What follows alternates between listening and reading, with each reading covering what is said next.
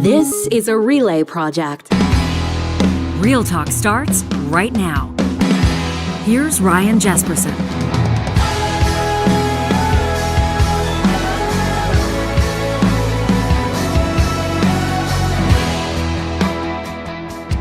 Well, on the heels of the federal government releasing its fall economic statement, this episode of Real Talk is kind of focused on yours, regardless of where in the country you live, but most particularly if you're watching or listening to this from Alberta, from the western part of the country. We're talking about your retirement today. We're talking about your pension. It's part of an ongoing conversation we've had here on the show. We've been checking in with economists like Dr. Trevor Tombe.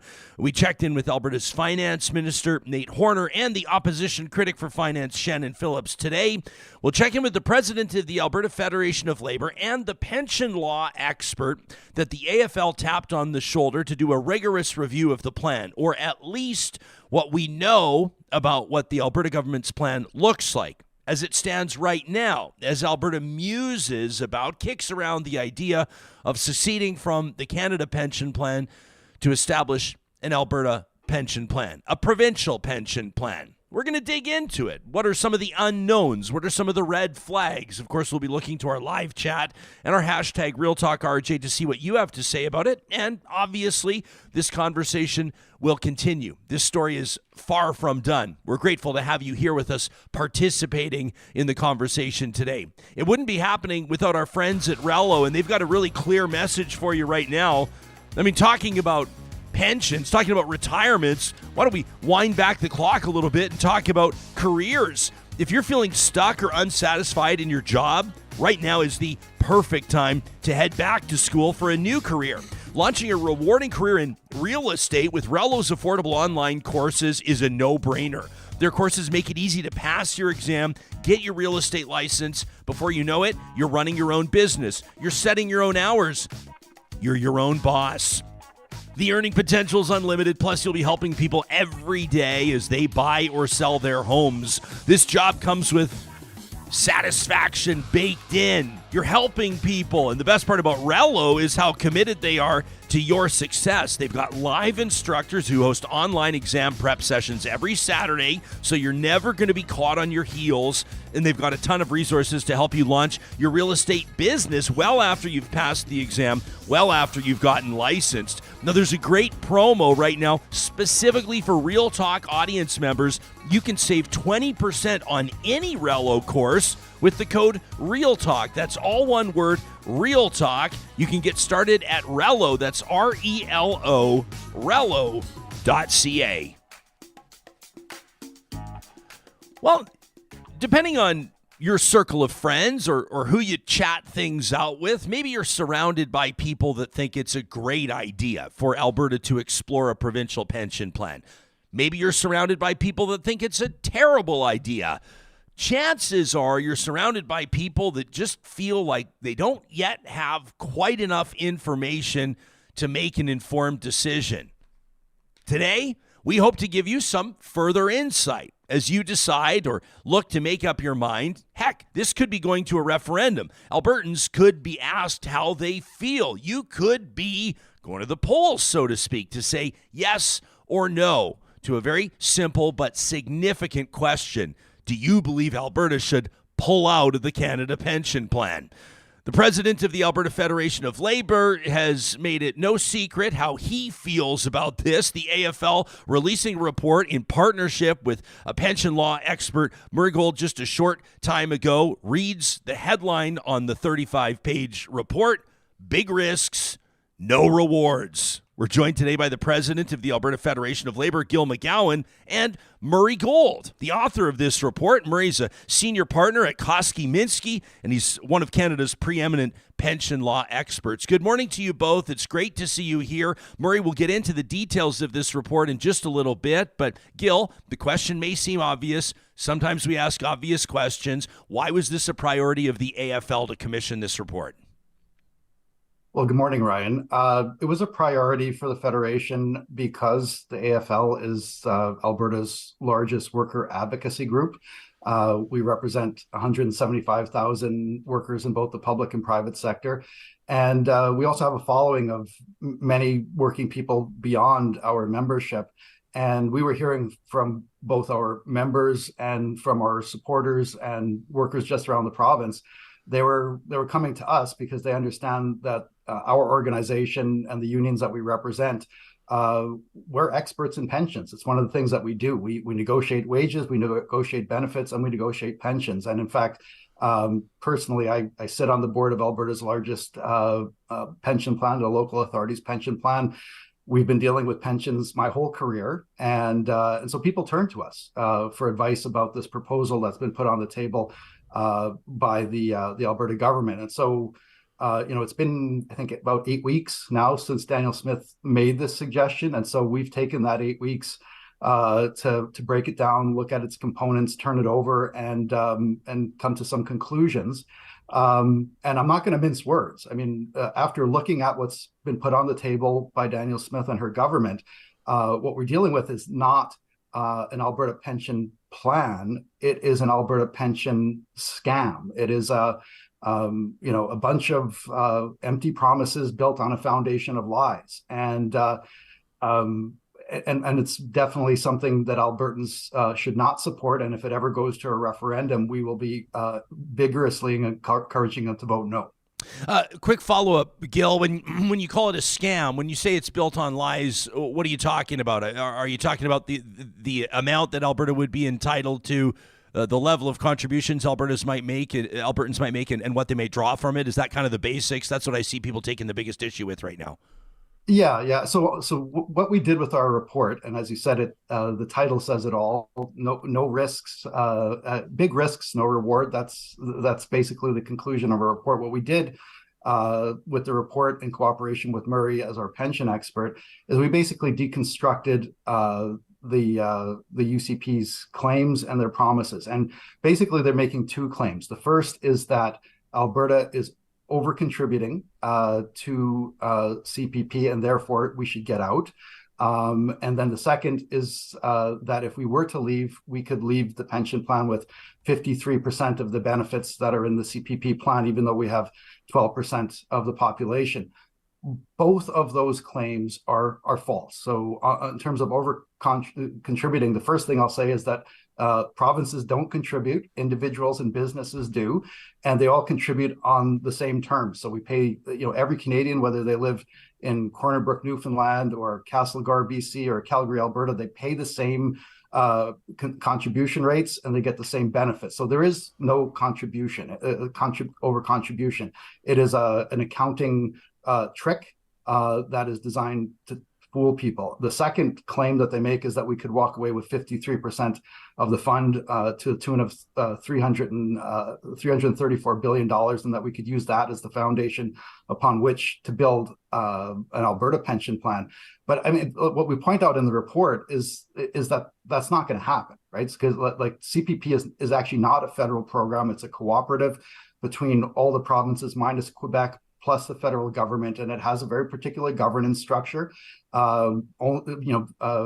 Big changes can only be made to the plan if 2/3 of the provinces representing 2/3 of the population agree to them.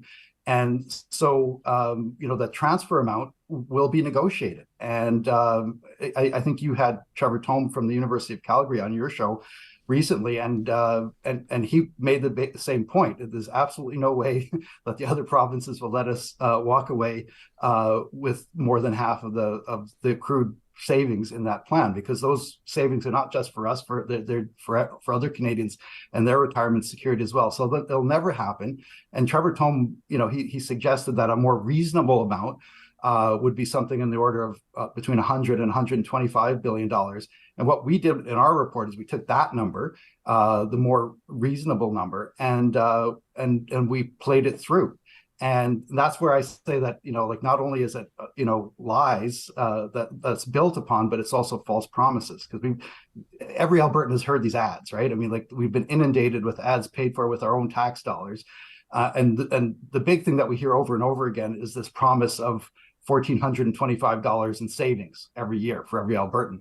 But what we show is if we get the smaller transfer amount, which is more likely if we were to leave, not suggesting that we should, but if we did, if we got that smaller amount, then all the promised benefits, the $1,400 and $25 savings, this thing that they introduced about a $5,000 to $10,000 retirement bonus, which wasn't even mentioned in their own LifeWorks report. They just pulled it out to add to the ads, but none of that would be possible, right? So that's why I say that this isn't an Alberta pension plan. It's an Alberta pension scam. It's based on it's false promises based on a foundation of lies. It all falls apart. Everything hinges on that transfer amount. We're never going to get that transfer amount. So all the things that they promise, all the benefits, the shiny things that they hold up to encourage people to vote against their best interest, none of it's possible. We'll let people know that we did have the economist Dr. Trevor Tombe on the show back on October 3rd if they want to check that out. That's also when the opposition critic for finance, NDP MLA Shannon Phillips, joined us on October 12th. The Honourable Nate Horner joined us, Alberta's Minister of Finance, making the argument for an Alberta pension plan. Murray, welcome to the show. I know that people are going to be interested to hear a little bit about the process, how you studied this. I suppose that something that could benefit an argument against this is also something that might hamper an argument against this, which would be that there's simply not enough information readily available to rule on whether or not this is a good or bad idea. So take us into your process in putting this all together. Great. Thanks, Ryan. So, pensions are my life, but they're complicated and they're technical. And what I did is I started with the LifeWorks report, the report that the Alberta government commissioned from a national actuarial firm. I noticed that it wasn't signed. Typically, we deal often with actuarial reports, and it's important that the actuary sign the report, put their name to it, stand behind it. So it was very unusual to see a report submitted by a major actuarial firm with no individual attribution and no signature. I read through that report probably 3 times. It's an unusual report in many ways. Normally, you have the data. An actuary has the necessary data and makes the necessary calculations. In this case, they didn't have the data. One big hole in the data, big hole, is that in order to figure out what Alberta might be owed under the terms of the Canada Pension Plan Act, the CPP Act, you have to know where people made their contributions, and more importantly, where they are receiving their benefits for contributions made in Alberta. So let me just unpack that a little bit. Let's say you live in Newfoundland and you come out to work in Alberta at a work site in Alberta. The contributions will be treated from a data point of view as being Alberta contributions because you're employed in Alberta, the work site's in Alberta. Let's say you then retire to Newfoundland. You will then draw a CPP in Newfoundland, and the data will show that as a Newfoundland CPP because you're resident in Newfoundland. Right? It will not show that that pension was earned in Alberta. It won't show that. We don't have data since 1966 that tracks through who earned what pension where and where they live when they're drawing that pension. We don't have that data. And that's the data we need if we're going to pursue this formula in the CPP Act. So, you ask about data and about, the holes and the analysis. This is a big hole. You have to reconstruct what has happened since 1966, right? Who's made what contributions where? Who's moved where? Who's receiving their CPP benefit attributable to Alberta contributions where? And then you have to do the calculation based on Alberta contributions and benefits attributable to those contributions. We just don't have that data. Murray, can I jump in for a quick second? Danielle Smith was talking about this at the Edmonton Chamber of Commerce hosted the State of the Province address a while ago, maybe about a month ago. And she was there. And the new president, former, obviously, Conservative Cabinet Minister Doug Griffiths, was interviewing her, and he asked about this, specifically what you're talking about, the portability of this. of the pension, because a lot of people are wondering what happens if I worked in Alberta but retire in Kelowna or return to Newfoundland or whatever the case may be. And she seemed pretty confident, which, a lot of skilled politicians appear to be confident no matter what. So read into that for what it's worth. But she says, listen, portability on pensions is a regular concern that people have, and we see it play out flawlessly and seamlessly, this is my paraphrase, all the time. She says when people change jobs, when people change companies, when people move to different parts of Canada, there's never been an issue there. And basically, her premise was, we don't foresee that being an issue here. How would you respond to that if she was saying that to you directly? Well, I would say that if she were correct, I wouldn't have a job. I spent a lot of time on pension transfers. They're not simple. They eventually, after years and years of sort of sorting out what the rules are going to be, you can eventually design a regime that, at least is between private companies and the private sector, that makes sense. We still don't have a very good regime in much of the country governing transfers between private plans. I'm not saying it's impossible, but it's complicated, right? We have lots of movement. We have spousal benefits. So you have to keep track not only of the member, but of the member's spouses. Maybe more than one is why I use the plural term. You have to keep track of their kids because they're children's benefits as well under the CPP. You need a pension administration system that's capable of tracking all this stuff. And we don't have that. We're talking about building something that is able to capture the movement of many millions of people over many, many years and to correctly attribute the pensions that they've earned to them in the particular plan and move them around. It's not impossible, but it's a big job. You can't take it for granted. We're going to get into more elements of this report, some of the key concerns. But Gil, let me ask you this. I understand why the AFL has got to take action on this. I understand why the AFL is taking the position that it is. I get it. But do you actually think that this is ever even going to make it to a referendum, let alone move forward? Like, do you get the sense? I get the sense, and I've said this as much to friends of mine that are working as chiefs of staff right now that are working for this government. I think this is a play about something entirely different. I think this is a leverage play about something completely different. And I don't think that the Alberta government, despite the fact that this is an expenditure in the tens of millions of dollars on advertising this and investigating this and looking into it and promoting it and playing it out, but I don't get the sense that the Alberta government is actually serious about this. Do you? Well, I think you have a point. However, this proposal has been put on the table by the premier, by her cabinet. They're spending a lot of money, our money, on an ad campaign worth millions of dollars. The premier, when asked this very question, has insisted that she's serious about it. So I think we have to proceed on the assumption that she is serious and take her at her word, and that means getting information on the table so that people can make better informed decisions, because frankly, they're not getting unbiased information from the government itself. They talk about this as being a consultation, but I think anyone who's been paying attention will understand very quickly that this is not a consultation, it's a sales job. And that's not just the ads, the taxpayer-funded ads, $8.8 million worth of ads, but also the so-called consultation with that panel that's been having telephone town halls with Albertans.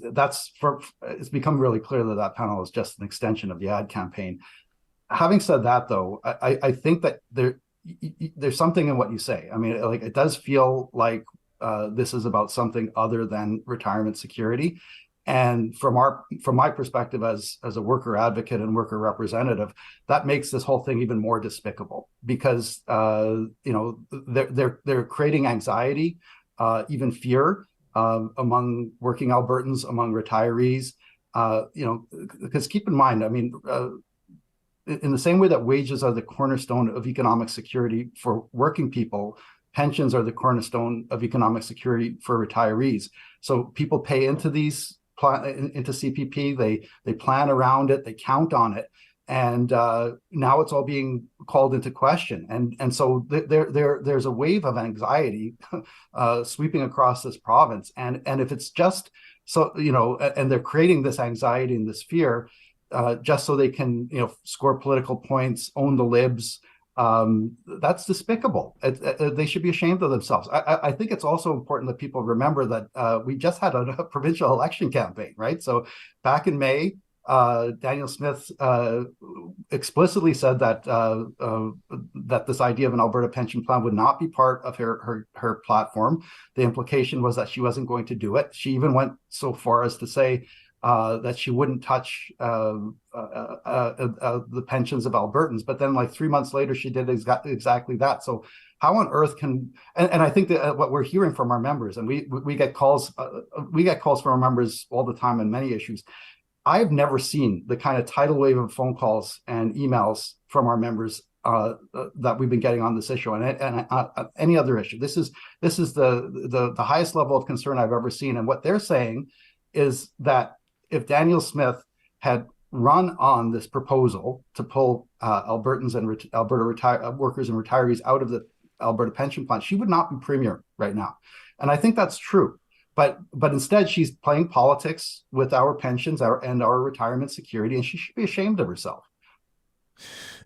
You hear the assertion, Murray, from people, I think, just the everyday folks, and never sort of want to mock these type of people, because I think this is the average person that's got a lot going on in their life. They do their best to stay up with the news headlines, but they don't have an hour and a half every day to listen to a podcast as great as this one that would give them all the information they needed to truly understand the world around them. But what they do know, or what they've been led to believe anyway, is that they've been over contributing to this, that they're being treated unfairly, that Alberta is carrying a heavier yoke, that it's just the same as equalization. Take my comment with a grain of salt. I'm speaking on behalf of this person.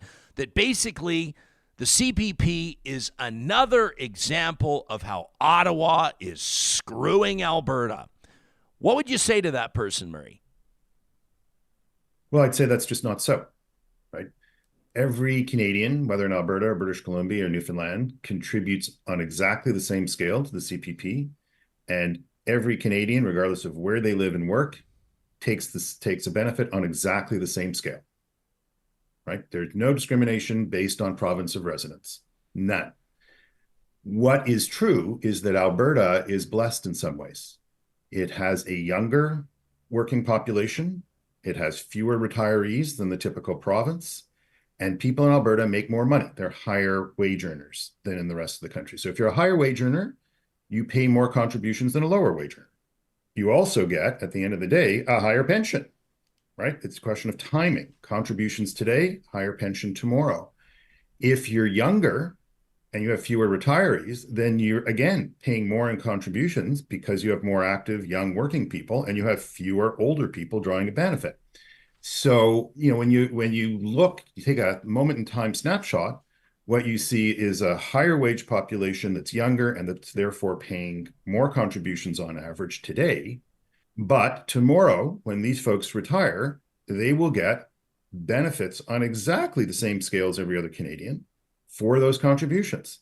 That's why you can't look at pensions at one moment in time, right? It's like looking at an RSP of a 40-year-old and comparing it to a 70-year-old. So the 40-year-old is contributing. Look how much I am contributing and how little I'm taking out. And look at the 70-year-old. Look how much I'm taking out and how little I'm putting in. Well, it's kind of meaningless, right? You have to look at the life of the 40-year-old and the life of the 70-year-old. Just like in a pension plan, you have to look at the life of the plan. Yes, people contribute more when they're young. You have more young people, you have more contributions. But when those people get older and retire, they'll get more benefits. So, I just think it's playing with numbers. It's playing with a snapshot in time. It fails to recognize that pension plans are really long-term institutions, and you have to take care of them over the long term. You can't be focused on what's happening today, whether they made money, whether they lost money, whether they made a good investment, made a poor investment. I mean, it's a long-term proposition. And the final thing I'd say is it really comes down to trust. I understand that people don't trust governments in general, don't trust institutions in general. But the magic, one of the good things I think about the CPP is the governments have a hell of a time changing it. As Gil said, and he knows a lot about pensions, having worked in the trenches for many years. One of the things about the CPP is that to change it, you need 2/3 of the provinces with 2/3 of the population and the feds to agree. That makes it in Canada's federal system virtually impossible to change. If you create an APP, an Alberta Pension Plan, you need one government with one mandate to change it. That's what happens to benefit security. You go from a lockbox, which is the CPP, to a situation in which one government in one term can change it and reduce it, right? And these benefits, they're earned, but in some ways the guarantee is political, right? We will stand behind it, say our governments. People will make the necessary contributions to pay the benefits. That's what we've done in Canada. Once you change the political protection, the political formula, you don't have that anymore. Well, you can imagine that it's a much more vulnerable, much riskier proposition. And when it comes to retirement income and retirement savings and security after you can't work anymore, got to be very careful about doing something like that. Murray, in a second, I want to ask you about how other pension plans are directed, basically who's making the call on how the money is invested. I want to ask you about the CPP. I want to ask you about how they do it in Quebec. Dr. Toom talked to us about how their model's a little bit different, and some of that money, some of those funds have been used to invest in infrastructure in Quebec as an example. I see Alberta Girl in our live chat saying, Alberta Girl's concern is that maybe the APP might be used to finance pipelines. Obviously you'd still have to get those pipelines approved, but I digress. But I want to touch on this, Gil. Gil, you and I have been doing interviews for 15 years. You've never been afraid of a few fastballs high and inside. David is in the live chat right now. He says, here's Gil creating fear again. Kenzie in the live chat says it's not the United Conservatives that are fear-mongering. It's this guy. It's Gil. What would you say to people like David and Kenzie that are feeling maybe pretty chill about the idea of an APP? They're not concerned that they're going to get screwed over, and they think that you're making a lot of noise about nothing. Well, I've heard that before, and I think I'm seen as an opposition figure in the current conservative environment, so it's not surprising that members of the Conservative government and their supporters will come after me. But in response to that accusation, I would just say it's not just me. In fact, if you look around. There are very few people outside the circle of the government who think this is a good idea. And that's one of the things that we did when we were putting this report together. We read everything we could get our hands on. We talked to people. We looked at the work that was being done by experts in Alberta, like Professor Toom from the U of C. We considered the stuff that was being written by experts in other parts of the country. We talked to other pension law experts, actuaries. There is no one in this country that thinks this is a good idea outside of the narrow UCP circles. So if I'm a fear monger, then what about everyone else, right? There's no one that's giving this the stamp of approval. And I think, as Murray said off the top, I think it speaks volumes that the people working for LifeWorks, the actual firm that the government tapped to write the report that justifies this plan, they wouldn't even put their name to it, which is very unusual that an actuary wouldn't put their name to their work. So not even their own actuaries are willing to stand behind this. So I think that should give people pause. And so that's how I would respond to this notion that I'm fear mongering. What we're trying to do is raise a red flag, because what's being proposed here is radical. It's risky, and we would argue that it's irresponsible. And we feel, as a labor movement representing workers in this province, we have an obligation to raise those red flags. It's not fear mongering. It is providing a much needed alternative voice, an alternative to the voice that is being magnified with tax dollars through this tidal wave of advertising. So all we're trying to do is, in our small way, trying to balance the scales. It's an uphill climb when considering how much money they're spending on this sales job, and and that's what it is. It's a sales job, and we're just trying to raise a red flag and offer some alternative information that is actually supported by all the experts. Everyone who knows anything about pensions knows that this is a bad idea. Murray, I think it's safe to say that the majority of people that would inherently immediately push back on this are people that, for very good reason, are concerned about their nest egg. They're concerned about their income stability. Many people are on fixed incomes. Inflation is a real thing, relevant perhaps now more than it has been in the last 20 years, 30 years maybe. And a lot of people, for them, this is a matter of how they're going to cover their costs. And so I think that many of the people that we talk to, we get a lot of emails. Obviously, we get a lot of comments on our YouTube and on our social media posts. People just are concerned about political interference. They're concerned about politicians. Jason Kenney kind of got away with, I guess not. He's not premier anymore, but that government got away with throwing $1 billion at a failing Keystone XL pipeline project. I think people are concerned that a government based on ideology might seek to direct a pension plan to support areas where that government hopes to see bullish investment, where that government wants to send a message to industry, maybe even where a government wants to reward its friends. How is the CPP protected from political interference? If so, how might that compare to how they run things in Quebec? Quebec, of course, has never signed on to the CPP. And what would be some of the concerns you might have about the way that an APP, an Alberta Pension Plan, might be managed? Yeah, it's a great question. And I think it's one of the most important risks that an APP carries. So CPP has a statutory mandate. Again, it requires 2/3 of the provinces, 2/3 of the population, Government of Canada as well, to change, focused on two things and two things only: an investment mandate focused on risk and return. Classic investment criteria. Don't take too much risk, get the best return you can for the risk you do take. It's in the statute, it's hardwired. Their board is legally obligated to pursue only those two objectives, and that's it. That's how the CPP is run. That's why it's been so successful. It has outperformed most other pension plans of its scale in the world. It's extraordinarily well respected and has terrific investment opportunities as well for the future because of its organization. Quebec has gone a somewhat different route. They have investment objectives, but they also have Quebec industrial development objectives. They try to marry those two things. AIMCO, which is the Alberta Investment Management Company, it's responsible for managing the public sector pension assets and certain other assets in Alberta. They actually have in their statute provisions for government directives, right? And this is the risk that you have with a single province once you escape the CPP lockbox.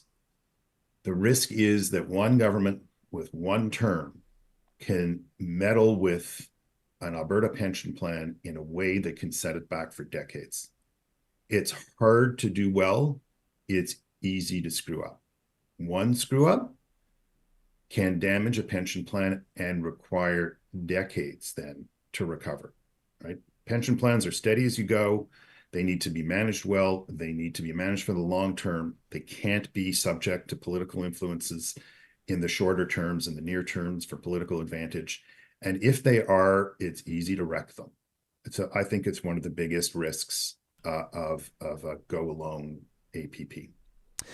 In closing, grateful for both of your time. I just want to ask you this. This isn't the first time that an Alberta pension plan has been discussed or thought about, that the idea has been bandied about. It's been going on for years. There have been, casual or more serious looks into it in the past few years. Do either of you, aside from maybe the marketing campaign, the advertising campaign, do either of you get the sense that there's something different about this go-around? I mean, you could say there's a new premier, obviously. Gil, do you get a sense that this one's more serious than in past, or that the outcome here might be more tangible than in past? What does your gut tell you? Well, you're right, Ryan. This idea about pulling Alberta workers and Alberta retirees out of the Canada Pension Plan has been floating around in Alberta for probably at least 40 years. But up until now, it's been on the political fringe. previous Conservative governments have, given it passing notice, and they've looked at it and they've always rejected it. But what's different now is that this fringe idea has moved to the political center, and it has a lot to do with the fact that the UCP is not our parents' Conservative Party. It is sort of a MAGA-tinged, TBA-dominated, new kind of Conservative Party, and it's welcomed in these fringe ideas, right? And I would actually go so far as to say that this is part of a separatist project. This is a government because Alberta politicians and governments have long, seen the benefit in starting fights with Ottawa, to distract from the challenges at home. It's an easy political game, but this is something more than that. There's a project going on, that includes other discussions around things like, the story that they make up about equalization, this notion that Ottawa's against our industry. None of these things are true, but they're adding this fuel onto the fire. They're rage farming. They're trying to divide Albertans from the rest of Canada by mischaracterizing the nature of the Canada Pension Plan, as we've been discussing. And so that's why this makes me much more concerned. This isn't just the standard, sparring between Ottawa and Edmonton. This feels like part of what I would describe as a separatist project, which Conservatives traditionally Alberta have pushed off to the side, but now it's being embraced in the center. That makes me very concerned. Murray, you didn't sign up to take this question, but I just can't help myself from asking you, if this did go to a referendum, like for all the reading and investigation you've done on this and putting this 34-page report together, if this were to go to a referendum today in Alberta, what do you think the outcome would be? What does your gut tell you? Tells me it would be a mistake to vote yes. Campaigns are, beyond my pension expertise bailiwick, to be frank. Politics are a little bit beyond me, but I know from a substantive point of view, from the point of view of protecting members' retirements, protecting their retirement income security, this would be a mistake. That's Murray Gold, senior partner with Koski Minsky. In 2021, Murray was awarded, by the way, the OBA Pension Award for Excellence in Pension and Benefits Law. He's the former director of the Ontario Retirement Pension Plan back in 2016. Gil McGowan joining us as well, the president of the Alberta Federation of Labour. Thanks for both of your time. We appreciate you bringing this perspective to the table. Thanks very much, Ryan. You got it. You can let us know what you think on this. I love to see this in the live chat. We got people coming at this from different directions. And there's a lot of mudslinging right now, but also some people who I think it's a good idea. They're arguing for Alberta to pursue this. I think the majority of people in the chat disagree with that. Ken says, I have no doubt an Alberta pension plan would be advantageous at the start, given Alberta's demographics. I also know the government's history at managing savings, and it's terrible, he says. Kenzie, by the way, I think that's a relatively new name in the chat. Welcome, Kenzie. Says, not one of you see an issue with investing much of the CPP with China or in China? I don't know. It's kind of where industry's happening. John, I have a self-directed. It's kind of where everything's made. I have a self-directed, and a lot of people will say, well, you shouldn't invest in you shouldn't invest in countries that have, or countries of origin, let's say in businesses or industries where there are human rights issues. Of course. And then you realize that we as a nation and as individuals and maybe even your RSPs or your mutual funds or whatever are probably in bed under 3 layers of duvets with the Saudis, with the Chinese, I was just going to say, and with everybody else. Yeah, if you don't want to support issues that you think relate to communism and human rights, then don't drive a car, don't use a phone, don't use an iPhone. 90% of the tech in this room made in China. So. Not to dismiss the ethics around our consumer behavior, and that's great. I will say most people that, don't know. No, they don't care. And you look at the well-managed funds. I have a small self-directed fund, like on my iTrade. Oh, I thought where I can like put in some money and buy this stock and buy that stock and trade it. Yeah. And at the outset of it, this was many, many years ago when I set it up, for about the first 3 or 4 months, I looked like a damn genius. I couldn't believe that I had been giving any money to investment advisors because my early returns were so impressive. Yeah.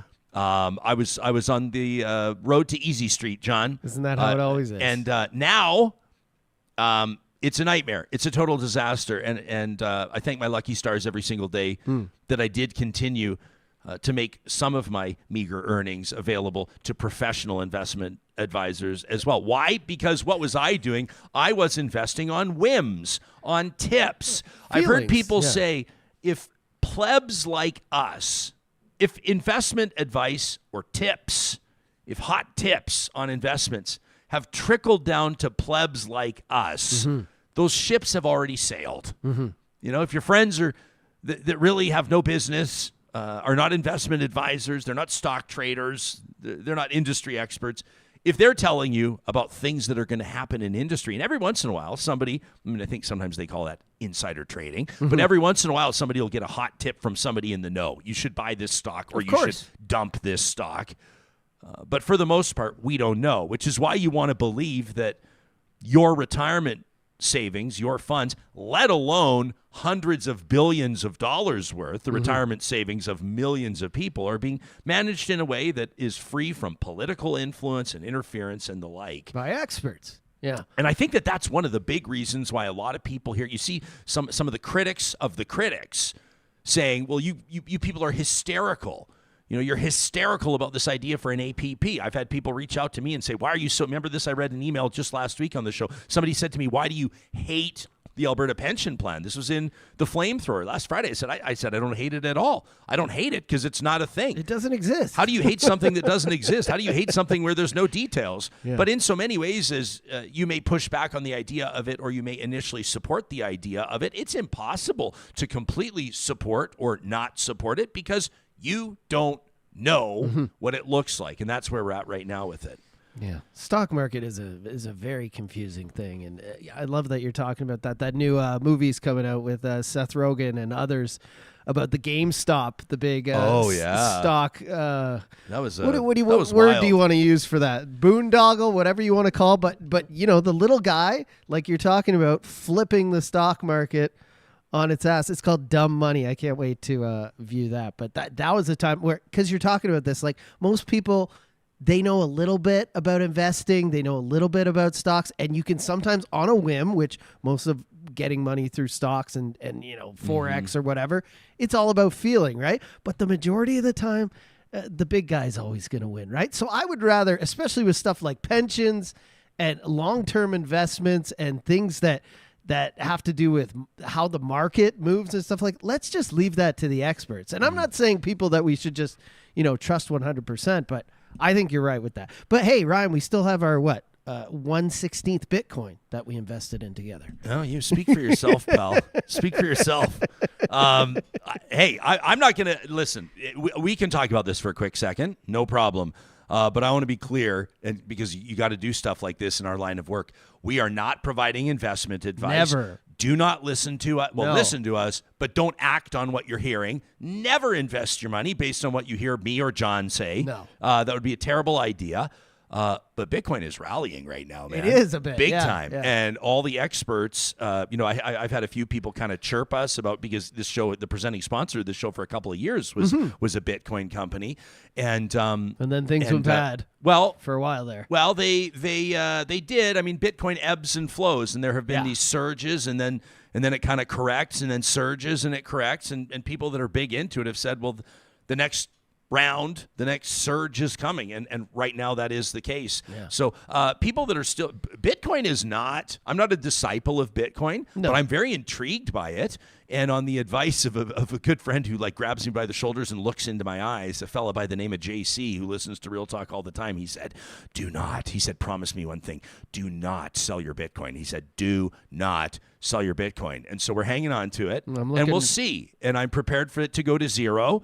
But what if it doesn't go to zero? No. Right now, if you got one Bitcoin, it's worth 50 G's Canadian. Yeah, So. yeah. Yeah. So it's rallying again. But here, listen, would you remember when Pierre Poilievre was musing about Bitcoin about a year ago, right? Was that about a year ago, I think? Yeah. And he hasn't talked about it much since because it became politically inconvenient for him when it started to nosedive. I believe he was calling it was insurance against inflation or protection against inflation or something like that. But that's another example. Whether or not an Alberta government, and I hate to put it that way, but let's just say political interference may be applied, political pressure may be applied to the management of an Alberta pension plan in a way that might support traditional earning economies, high-performing economies in Alberta, like energy, like oil and gas. What if, ideologically or otherwise, an Alberta pension plan invested heavily in Bitcoin? I mean, the payoff could be massive. Or it could be a huge disaster. People don't want to sort of feel like they're strapping into a roller coaster without any clear idea of what the outcome might be when it comes to their retirement savings. And that's why I think a lot of people are inherently nervous about this kind of stuff. I think everyone's nervous. Even the people who say they're for it are kind of like, what? This is the dice roll, right? This is a 50-50. Shouts out to Ken, speaking of investment, who just said a little cash for the beer pension fund, boys. Ken. $5 on the super chat. Ken is often doing that as a way to say thank you for content that he appreciates on the show, and you can do that as well with the super chat if you want to toss a few bucks our way. It usually, like with our Patreon supporters, with our patrons, we say you help us improve the quality of the show, which is true. We invest in other journalism. We bring on some independent journalists, and then we're able to essentially fund some of their work, and a thank you on behalf of our patrons.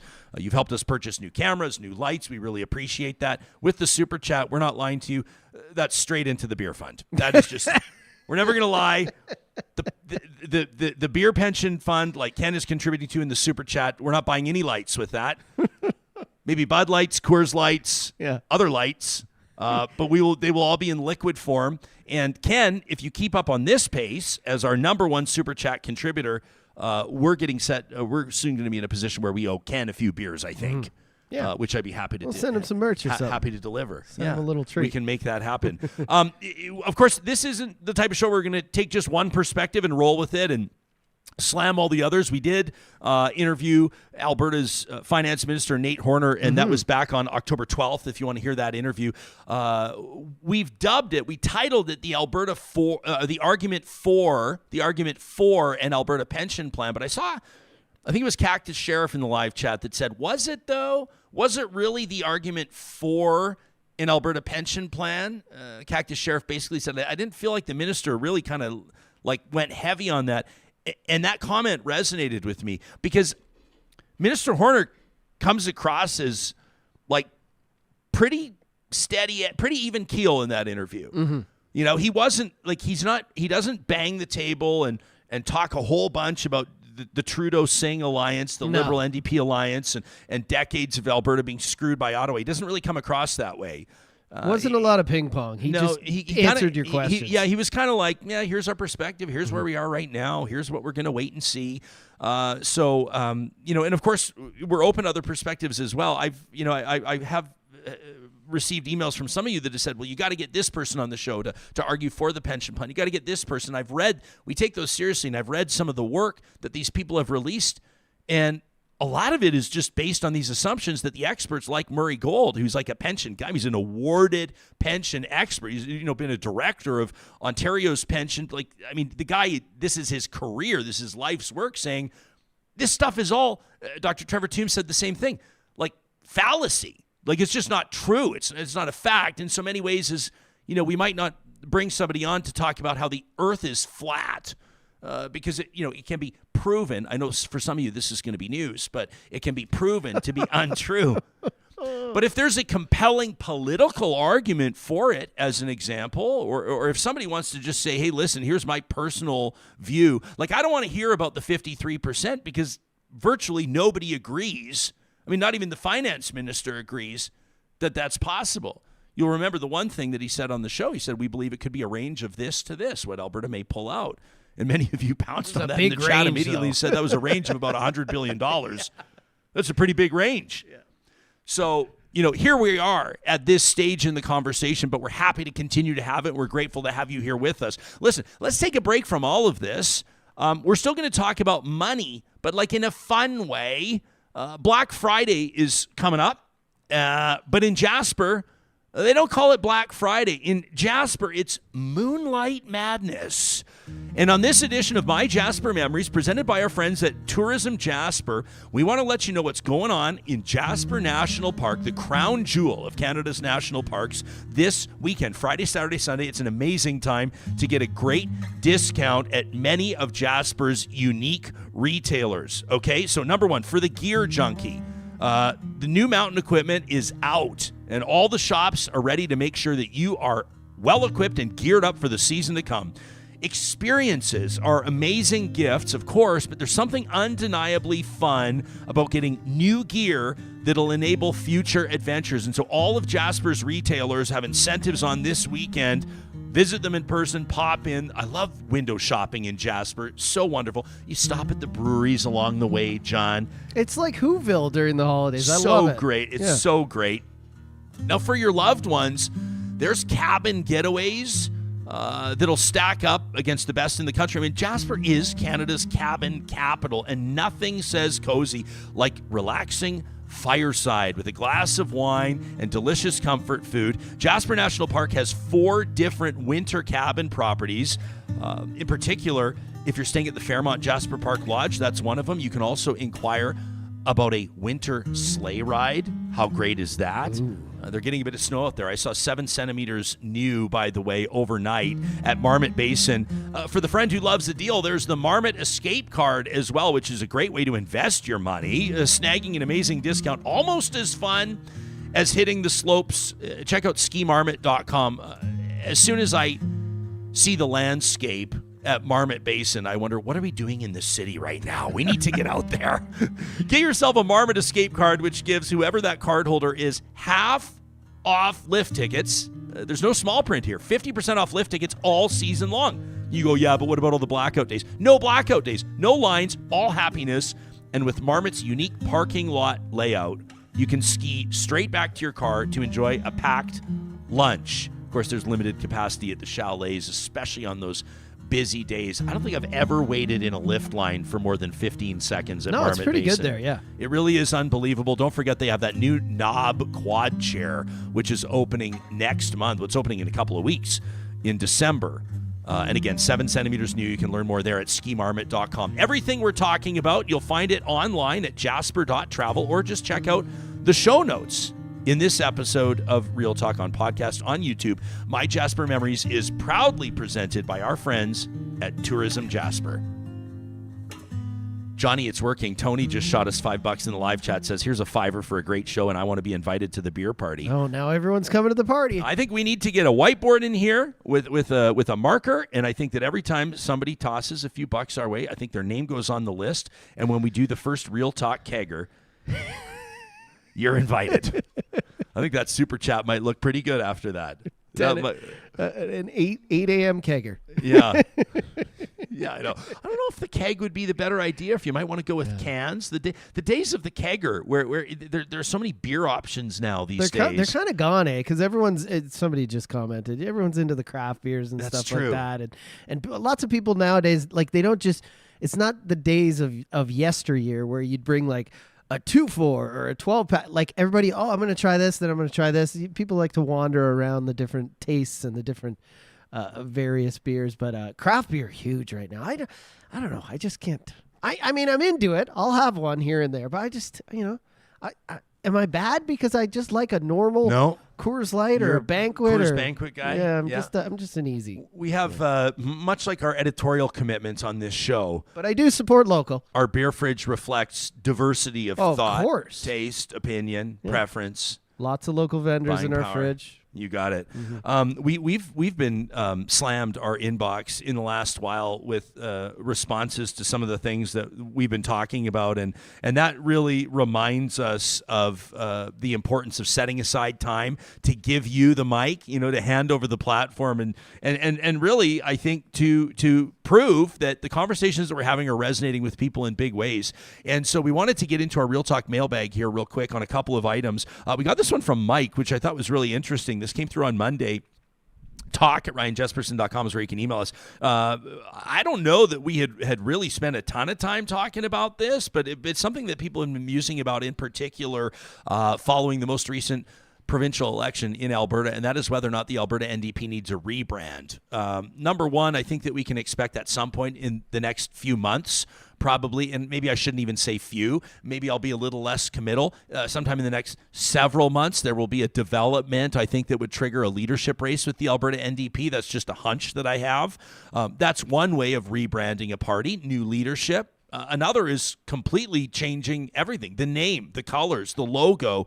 Whether or not that translates with people, you might suggest that could just be easily dismissed by critics. I could see what the political opponents would say. They're now called the party, but it's still your daddy's NDP, or it's still your grandma's NDP. That's what the political opponents would say, right? Your daddy's NDP. Somebody's going to put that on a T-shirt. I don't like the sound of that. So Mike says, I'm strongly in favor of the idea of rebranding or remodeling or re-whatevering the Alberta NDP. Mike says, I absolutely think they need to disassociate from the federal NDs and also clearly, publicly state a claim in the center of Alberta politics. After briefly reading up on Alberta's progressive future and listening to the strategists debate the idea's merit last week, says Mike, I propose that somebody from Alberta's progressive future debate Corey Hogan on Real Talk. Mike says, but here's the caveat. I don't get a great vibe from this Brian Malkinson guy, who's probably the group leader and spokesperson. He's kind of the classic NDP candidate who works really hard, completely knows his stuff, but doesn't really present well. And so I'm a little worried that wordsmith Hogan would dismantle him. I'm a bit torn. Malkinson, by the way, a former MLA, says, I'm a bit torn, but I wanted to dump this in your lap so you could potentially turn this idea into podcast gold. That from Mike. You think a rebrand of the Alberta NDP would accomplish anything? Like a logo change? Well, or just like an it overall... would be a name change. It would be a logo change. Yeah. With it may come Well, an opportunity to sort of more clearly state where they sit on the ideological or on the political spectrum, let me say. Yeah, because the Alberta NDP is different from NDP anywhere in the country. Big time. I think everyone says that and knows it, but I think the majority of people, maybe younger voters who are coming into voting age, and some people just expect... They associate it with the feds, right? Yeah. With the federal NDP, but Now, they're not. They're right. They're more pro-pipeline, at least Of course. from a leadership standpoint. They have been. They haven't got a lot of credit for that. Rachel Notley never really got credit for being as She got sort of one. pro-pipeline as she was. But I would say you would run the risk, and this is something I'm sure they've had these conversations, you do run the risk of losing the left, right? Now, you could say, well, where's the left going to go? And in so many ways as right now the UCP may run the risk of losing the moderates, but then also their strategists are probably saying, well, where are the moderates going to go? They didn't obviously go to the Alberta Party. No. Rest in peace. Right? R.I.P. So you've got two parties now. The NDP has to be salivating at the possibility, though it's no possibility at all. They wouldn't surrender it, but of being able to take that name. There's no name as good as the Alberta Party. Right? It's like the Saskatchewan Party. Great. It's just really good. Just get that NDP logo, make the P into like a pipe that goes around, and then put a little hard hat, like a worker's hat, on Little the pump end. jack on top that just turns the P into it. Yeah. All right. This from Ron. And Ron's talking about, obviously, about the most serious stuff that we're talking about on the show right now, and that's the Israel-Hamas war. And he says, I want to be clear out of the gates. I'm not justifying, advocating, certainly not celebrating the historic displacement of Palestinians, the destruction of Palestinian property, or the deaths of Palestinian civilians. What the IDF under the government of Benjamin Netanyahu is doing in Gaza is horrifying. Indiscriminate bombing of civilian areas is horrifying. Deaths of innocent Palestinians is horrifying. Same as the events of October 7th perpetrated by Hamas. The videos that have emerged are horrifying. In no world is what happened on October 7th justifiable. It is not a brave act of resistance against an oppressor. It was a cowardly attack on Israeli civilians by an organization looking for any reason to justify their actions. This should not be up for debate. Ron says, I see people emotional, taking sides based on those emotions. And I must stress pragmatism. Along with the immediate release of all Israeli hostages held by Hamas in Gaza, the cessation of Israeli air attacks on Palestinian civilian areas, and the immediate arrest and trial of Hamas leadership, along with an internationally supported investigation into the Israeli government's response. Ron says, I've had these thoughts for a long time. And after many of my friends largely agreed with points that were made in that letter that was signed by the director of the U of A Sexual Assault Support Center, I just can't stay silent. I can't, in good conscience, agree with any of it or stay silent, considering the events that were a prelude to this entire conflict. And even though the events of October 7th weren't the trigger point for this latest round of violence, that's a discussion for another day. That from Ron. There's a bit of a timely element to this. There's an event. It's a private event that's happening tonight in Edmonton, where some elected officials and some members of the media have been invited to view video that is being released by the Israeli government, body cam footage from cameras worn by Hamas terrorists on October 7th. These videos have been screened in many cities around the world. Of course, on the Israeli side of the coin, I hate even using the word side, but from the Israeli perspective, these videos, which would, and I've read from journalists, national journalists like Matt Gurney is one example off the top of my head that have seen these videos, that have seen them, and have had very, very mixed feelings about watching them because it's not the type of video that you will ever forget. Obviously, very difficult to watch. This is horrific crime scene footage. Much of the video are crimes being perpetrated. What we're talking about is murders happening on camera. And on the flip side of this, I see that there have been protests that are organized tonight, demonstration organized at or near where this video is going to be screened. And I just have, as probably most people do, a huge pit in my stomach right now. I understand the reasoning behind showing this video. I understand the perspective that people have in demonstrating against this. People saying that all this video is trying to create justification. I saw in one person's words in correspondence to this show, trying to create or perpetrate justification for the ethnic cleansing of Palestinians. I just really, I'm getting more and more, and I don't really quite have the adequate word, I guess, maybe nervous, devastated, disheartened. These are all inadequate words. But about where this is going, you're going to have tonight people demonstrating and protesting outside a private event that is displaying footage of a terrorist attack happening, of people being killed on camera. It's really all bad. Got to the point where we as a talk show know that we need to have these conversations, but almost every time that we do, it feels like we're kicking a hornet's nest in a different direction. I don't see why you need a private event to show horror, first of all. But secondly, the protest of it, this is just all bad. But like, again, I don't want to say this side, that side. It's all bad.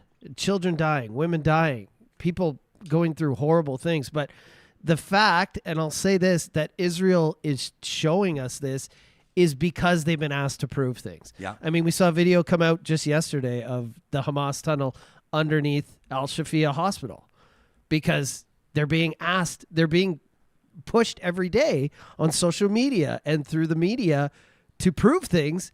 And then when they prove it, it's protested again. It's all bad. There's no winning here. There's no winning here. You're right. We talked to Ariella Kimmel and Kristen Rayworth this week about that. And Ariella, essentially asking you, the audience, a question: why has Israel and think, why has Israel been required to prove things like reports of sexual assault when other groups haven't? It's a difficult episode to listen to because of the subject matter. And of course, this hit close to home with, as you heard here first on Real Talk, 4 people being fired from the Sexual Assault Support Center at the University of Alberta after that center, that organization, signed on to that letter calling into question the validity of claims of sexual assault by Hamas perpetrated on Israeli citizens on the 7th of October. I wanted to fact check something, and we checked in with people that work in this space in Edmonton. There's a lot of talk online, and I just feel like the dialogue on Twitter has just been in a nosedive for like the last 2, 3, 4 years. And so I always sort of try to take it with a grain of salt, but you will see people, and I'm going to get a little bit local here, talking about Edmonton in particular, people arguing that the Sexual Assault Center at the University of Alberta has been closed down, that it's losing its resources, that the reporting line, the support line, the phone numbers have been disconnected. None of this is true. The center is not losing its funding. The center is still operating, and there still are supports available. There's a lot of people out there right now that are taking these opportunities to throw their own barbs, to launch their own personal attacks, and to muddy the waters with misinformation. And that is simply not true. The center is continuing its good work, and there's other work in this space being done by agencies across the city, across the province, and of course across the country. Many of them good friends of this show, and you've heard them here on past Real Talk episodes. You can always send us a note if you hear something on this show that you're not sure how it lands with you. You want to feel a little bit, you'd like to see more debate. You'd like to see more discussion, more nuance maybe. You'd like to bring a different perspective to the table. We're easy to find. Our email is talk@ryanjesperson.com. Of course, you can hit us up on our social channels as well. We wouldn't be able to do the show without the support of partners like our friends at Friesen Brothers. They're coming up on 70 years of family ownership, if you can believe it. And we want to remind you that Granny Loveson's Burgenland Christmas cake is available at all 16 locations across the province. This is an annual treat with a rich tradition. There is nothing like Granny Loveson's Christmas cake. And Johnny, you know, there are those people out there that try to bake Christmas cake on their own and it just doesn't work. Nobody has the heart to tell them. Granny Loveson had this figured out years ago. Are we talking about fruitcake here? Or what I'm talking about traditional Christmas fruitcake. Okay. And this recipe comes with the flavors of Burgenland, Austria. That's right. You know, they start this cake's journey in August, if you can believe it. Jeez. That's when they start soaking the fruits and the spices to infuse it with a rich history and an unrivaled flavor. This cake is a one-of-a-kind cake, only available for a limited time while stock lasts. It's available right now. That's Granny Loveson's Christmas cake at Friesen Brothers, Alberta grown and Alberta owned. Our friends at Kubi Renewable Energy are putting out the call for experienced electricians, as well as those that are working through apprenticeship programs right now. If you're looking to launch a career or kickstart your career, continue your career in a space that is doing nothing but growing, you're going to want to check out the careers link at kubienergy.ca. This is a company that is growing faster than any other solar installer in Western Canada. They're young and they're reshaping the energy portfolio in Canada. They work out of head offices in Edmonton, Alberta, Kamloops, BC. They've also got a beautiful new office in Calgary. They're providing the latest clean energy solutions for homes and businesses at Kubi. They keep the pace fast and the beer cold. It's not like any other solar installer you'll find. You can apply today. Learn more about working at Kubi at kubienergy.ca. At Complete Care Restoration, they know that they've made a name in fire and flood restoration. I mean, they're very proud of it. It's what they've been doing for more than a decade. But we're here to remind you that they do more than that. They're also experts in all construction and renovation projects, which means that maybe you're looking for something like a new bathroom. Maybe you need to redo your kitchen, or maybe you've got an entire floor of an office building and you just feel like that could be reinvented. People aren't coming back to work in the way that they were. You see all these headlines about an affordable housing crisis, and you see opportunity. The team at Complete Care Restoration can help turn that into reality. They can help you transform your assets and maximize where the market's at right now. You can find them online at CompleteCareRestoration.ca. Find out why you should choose them for your renovation project.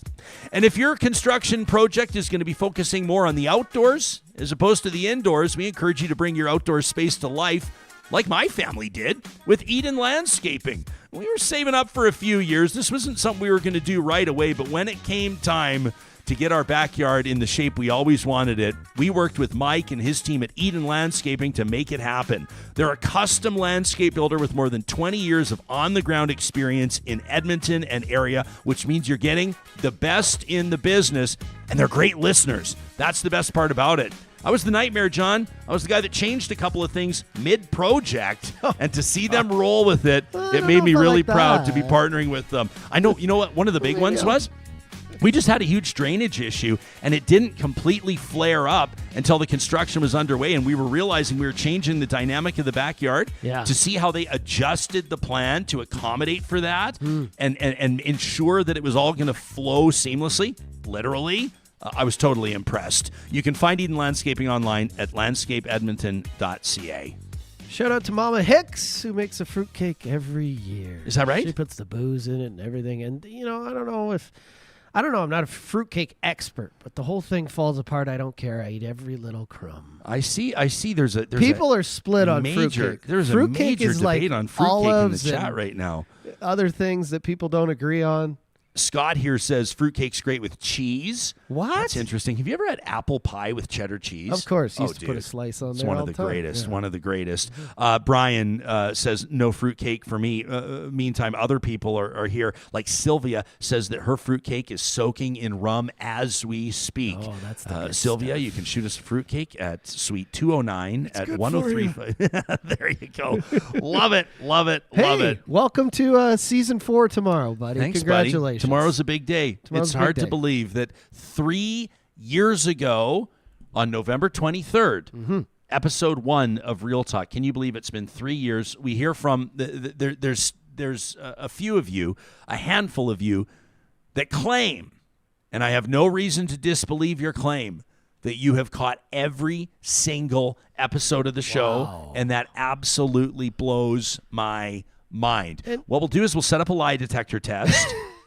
And if you'd like to claim that you've seen or listened to every single episode and you pass the polygraph, you too will be invited to the Super Chat Kegger. Well, if you do want to try and hit that record of watching every single episode, I think there's like 275 every season. We have adjusted our Apple Podcasts and Spotify now, so you can go all the way back. You used to only be able to go back 100 or 150 so episodes. You can go all the way back to episode 1 now, so go have at her. I'm so glad you mentioned that. Somebody came up to me at a recent event that we were at, and she said she was trying to go back in our archive. She wanted to share a podcast with somebody and realized she hadn't been able to search back past 100 episodes. That wasn't even really on our radar. To that person who we reached out to personally, we thank them for helping us improve our product, which is what we always want to do. We want to make Real Talk more accessible to more people so these conversations have even more of an impact. And you can help us with that as well by clicking like on the YouTube episodes, by sharing the podcast, and by telling your friends where you're getting the best conversation in Western Canada. Coming up on tomorrow's episode of Real Talk, we're going to check in with Seth Klein. He's, in my mind, one of Canada's smartest energy commentators. We're going to talk about the future of the carbon tax. We're going to talk about the feds saying that they're going to appeal the Supreme Court's ruling on the toxic plastic ban. And we'll basically, I guess, talk about, that light little subject matter, the future of human life on planet Earth. We hope that you'll join us. Don't worry, Friday's Roundtable is nice and light and super fun. We'll see you then.